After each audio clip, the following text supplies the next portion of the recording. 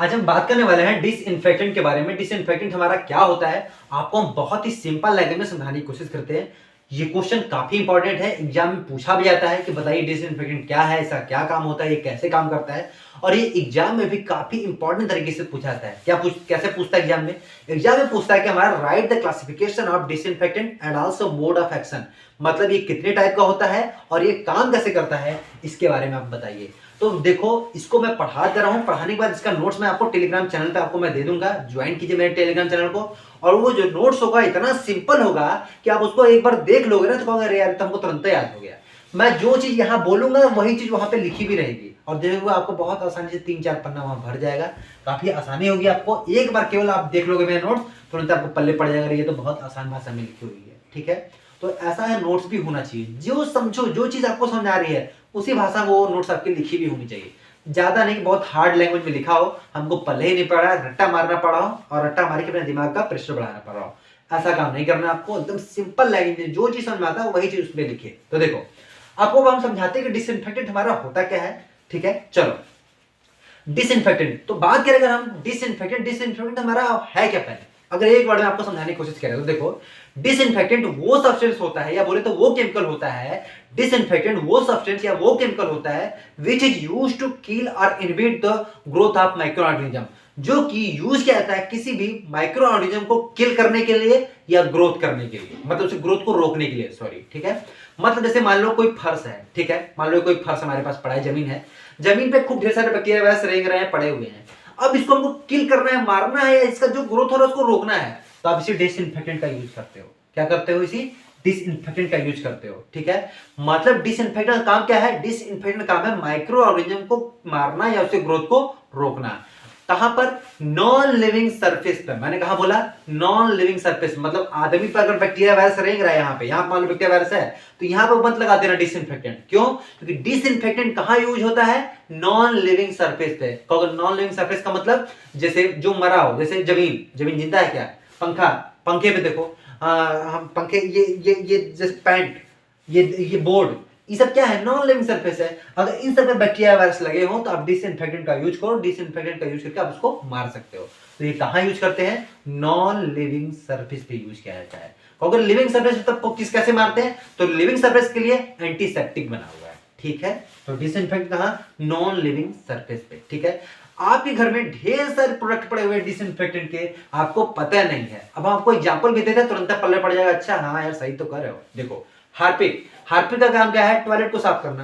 तो टॉयलेट क्या है? नॉन लिविंग सरफेस, उस पर जो बैक्टीरिया वायरस जो रहते हैं उसको किल करने के लिए क्या लगाते हो? हार्पिक क्या है? डिसइंफेक्टेंट। तो समझा आपको? लाइजोल क्या है? डिसइंफेक्टेंट है। तो इन्हीं सब चीजों से तो आप अपने फर्श को साफ भी तो करते हो। ठीक है, तो ये सब क्या हमारे एग्जाम्पल है किसके? डिसइंफेक्टेंट के। आपको अब अगर आपके पास डिसइंफेक्टेंट है तो एक अच्छी डिसइंफेक्टेंट की क्या क्वालिटी होनी चाहिए, ये भी जानना आपको बहुत जरूरी है। मतलब कि अगर कोई आपके पास डिसइंफेक्टेंट आप बनाना चाह रहे हो तो उसको बनाने के लिए उसकी क्या क्या अच्छी अच्छी क्वालिटी होनी चाहिए। बनाने से पहले उसकी कुछ क्वालिटी भी तो पता होना चाहिए कि हाँ इसका ऐसा होना चाहिए, तभी तो लोग लेंगे, नहीं तो लेबल नहीं करेंगे लोग। तो क्या क्या होना चाहिए वो मैं आपको बताता हूं। देखो, उसे बोलते हैं आइडियल प्रॉपर्टी ऑफ डिसइंफेक्टेंट। तो क्या आइडियल प्रॉपर्टी होती है, एक अच्छे डिसइंफेक्टेंट की क्या क्वालिटी होती है, आपको समझाते हैं। पहला, इट शुड बी सेफ। ये सेफ होना चाहिए। पता चला कि वो डिसइंफेक्टेंट हमारे कपड़ा पे लग गया और कपड़ा पूरा जला दिया, हमारा हाथ पे लग गया, हाथ पे पूरा गल गया, ऐसा नहीं होना चाहिए। It should be safe. अगर गलती से लग भी गया आपके हाथ पे, कोई दिक्कत नहीं, कोई प्रॉब्लम नहीं है, वो कोई दिक्कत नहीं आपको होगा। इसीलिए लिखा मैंने इट शुड बी सेफ। जो चीज आपको जैसा जैसा लगता हो बस वही चीज लिखो, बहुत रटने की जरूरत नहीं है। ठीक है, second, it should be non irritant. Non irritant का मतलब ये इरिटेशन कॉज नहीं करना चाहिए आपको। जैसे कोई चीज को देखते हैं अरे ये बहुत बुरा है, ये ऐसा नहीं। It should be non irritation, irritation आपको इसको लेकर नहीं होना चाहिए इसको। ठीक है, third, it easy to use. इसको यूज करने में बहुत आसानी होनी चाहिए, आसानी से इसका यूज आप कर सके, बहुत यूज करने में बहुत आसानी, आपको बहुत ज्यादा कठिनाई नहीं होनी चाहिए। Fourth, it should be stable. Stable का मतलब काफी लंबे दिनों तक चलने वाला होना चाहिए। पता चला कि आज हम खोले डिसइंफेक्टेंट का ढक्कन और कल तक खत्म हो गया, खराब हो गया, जिस काम के लिए उसको लगाया था वो काम नहीं कर रहा है, तो ऐसा नहीं होना चाहिए। इट शुड बी स्टेबल, लंबे समय तक चलने वाला भी होना चाहिए।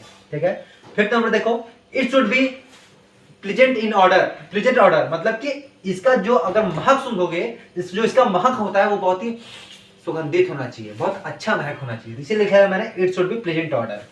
Six, it should B inexpensive, मतलब बहुत ज्यादा महंगा नहीं होना चाहिए। अगर बहुत ज्यादा महंगा होगा तो हम जैसे गरीबों के लिए क्या है, नहीं है, ठीक है। तो डिसइंफेक्टेंट अगर बहुत ज्यादा ये क्या होना चाहिए, इनएक्सपेंसिव होना चाहिए। अगर ये इनएक्सपेंसिव मतलब बहुत ज्यादा महंगा नहीं होगा तो हम भी खरीद के अपना घर में जो साफ सफाई करनी, जहाँ पे फर्श साफ करना है उसको साफ कर सकते हैं, ठीक है।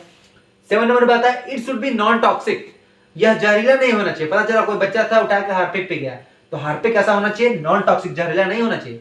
नहीं तो पता चलता है कि जो सल्फास आपको मिलता है वो सल्फास करने की जरूरत नहीं है, आप हार्पिक पी के मर जाते हैं। अगर वो टॉक्सिक नेचर का होता है, टॉक्सिक का मतलब जहरीला नेचर का, तो अगर वो जहरीले नेचर का होता है तो हमारा जो डिसइंफेक्टेंट है उसको कोई पी के ही अपना आराम से मर जाता है, क्या जरूरत है जाके सल्फास खरीदने की, ठीक है।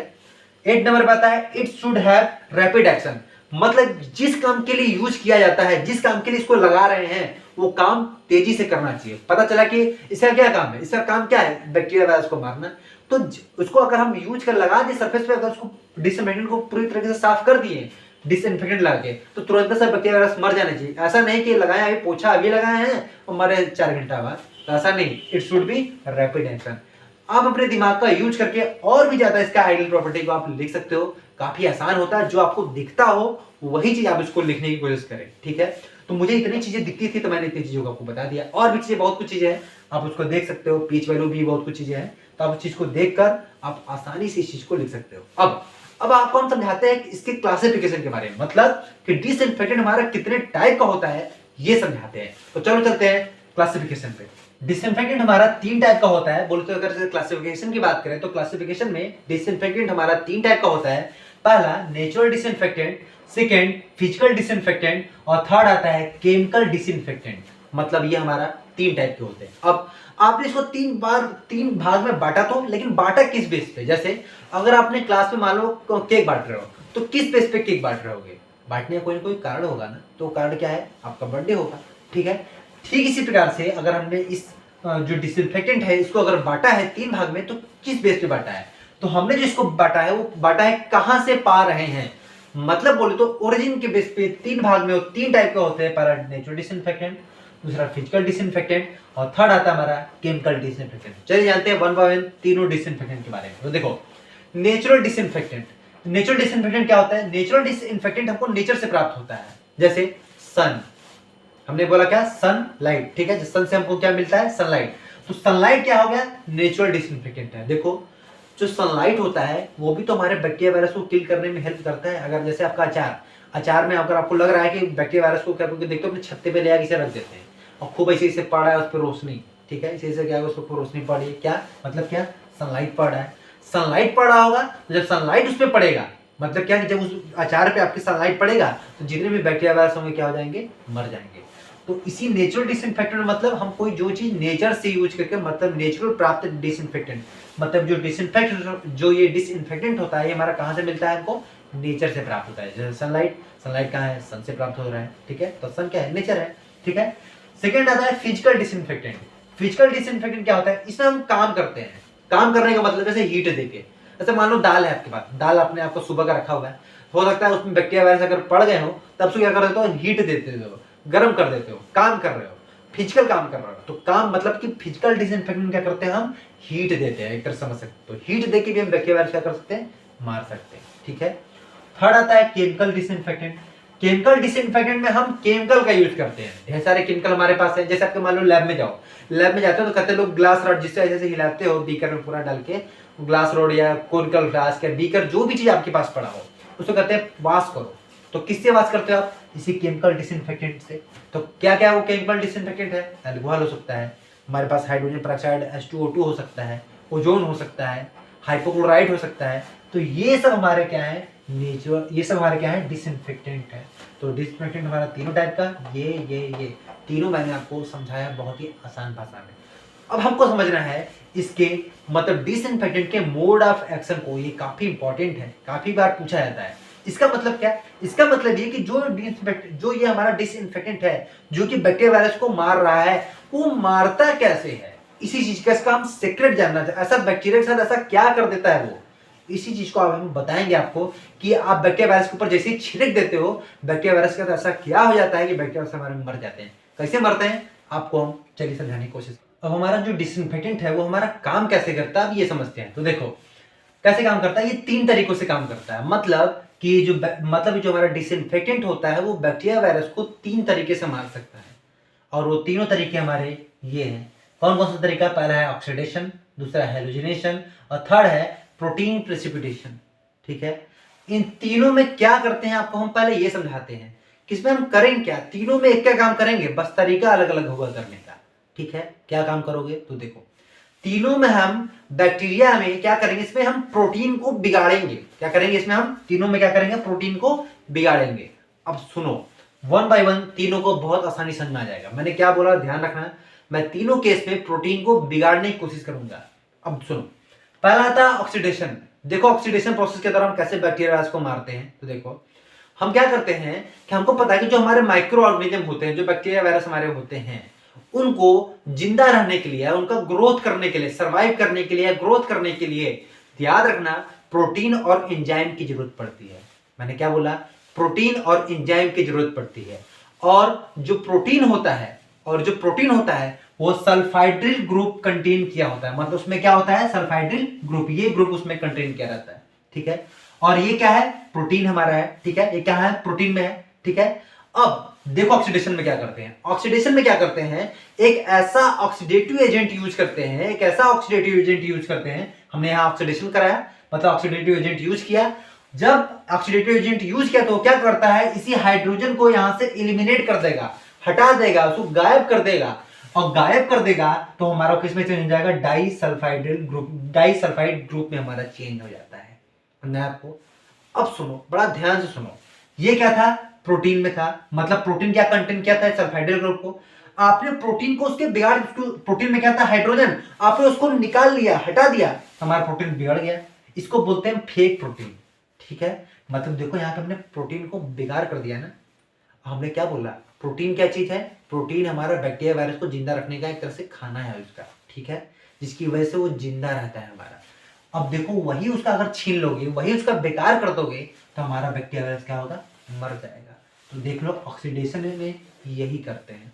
दूसरा सुनो, हैलोजिनेशन, इसमें भी प्रोटीन को बिगाड़ेंगे, बस तरीका अलग हो जाएगा। तो देखो कैसे बिगाड़ते हैं इसमें।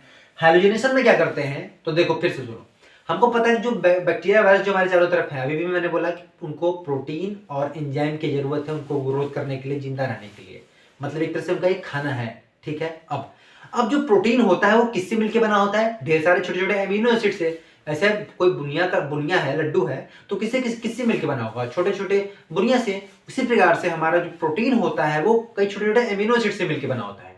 और एक इम्यूनो एसिड और दूसरे इम्यूनो एसिड आपस में एक दूसरे से पेप्टाइड लिंकेज के द्वारा जुड़े होते हैं। किसके द्वारा? कोई पेप्टाइड लिंकेज के द्वारा जुड़े होते हैं। और पेप्टाइड लिंकेज हमारा कौन है? यही हमारा पेप्टाइड लिंकेज हमारा, इसी के द्वारा जुड़े होते हैं।